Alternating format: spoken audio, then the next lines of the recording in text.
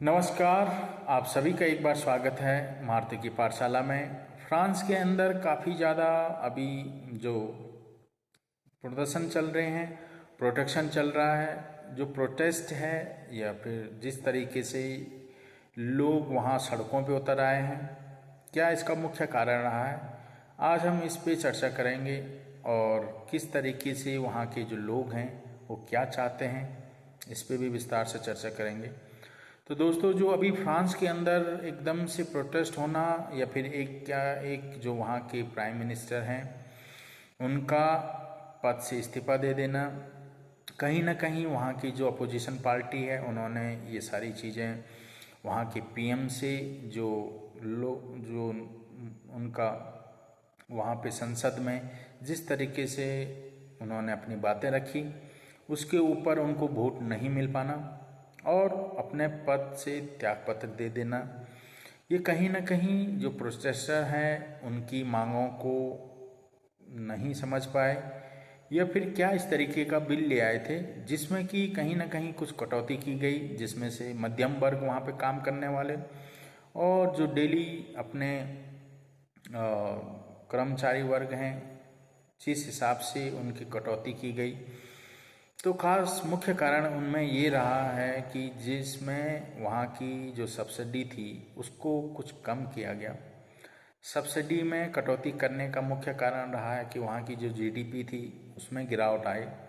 उस जीडीपी में गिरावट आने के कारण वहाँ की जो उसको मेंटेन करने के लिए एक बिल लेके आ रही थी वहाँ की गवर्नमेंट, 2026 में उसको रखना था। उसके तहत वहाँ पे जैसे पहले अवकाश मिलते थे उसमें भी कमियां की गई। 2 जो अवकाश थे उसको घटाया गया और साथ में जो आपका पेंशनर्स हैं, जो पेंशन भोगी वहाँ पे हैं, जिस हिसाब से उनको मिलता था उसमें कटौती की गई। तो ये सारा कुछ वहाँ का मुख्य खेला है। अब बात यहाँ तक आई है कि क्या वहाँ पे जो प्रेसिडेंट हैं मैक्रों वो क्या न्यू प्रधानमंत्री को नियुक्त करेंगे या फिर से इलेक्शन कराएंगे।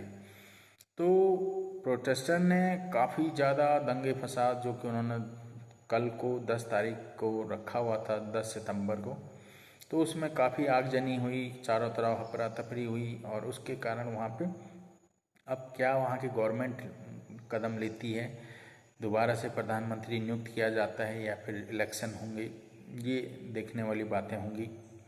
लेकिन ये फ्रांस के अंदर इस तरीके का जो एक प्रकार से उन्होंने प्रोटेस्टर ने किया है वो पूंजीपतियों के खिलाफ भी एक ये निकल के आया है मामला, जिसमें कि पूंजीपतियों को वहाँ की सरकार प्रोटेक्ट कर रही है और जो पैसा उन्होंने पूंजीपतियों से लेना था उसको वहाँ से न लेके आम जनता के ऊपर टैक्स के रूप में या फिर उसके जो पेंशन्स हैं उसको कटौती करके या फिर जो वैकेशन था उसको कम करके कहीं ना कहीं वहाँ से भरपाई कर रहे हैं।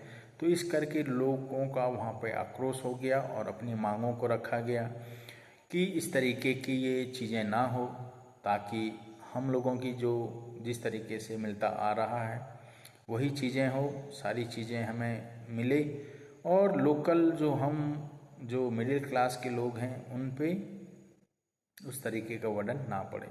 तो जितने भी काम करने वाले लोग हैं, रोज़मर्रा ज़िंदगी के काम पे जाने वाले लोग हैं, उन्होंने ये प्रोटेक्शन रखा था। होगा क्या ये देखने वाला विषय है।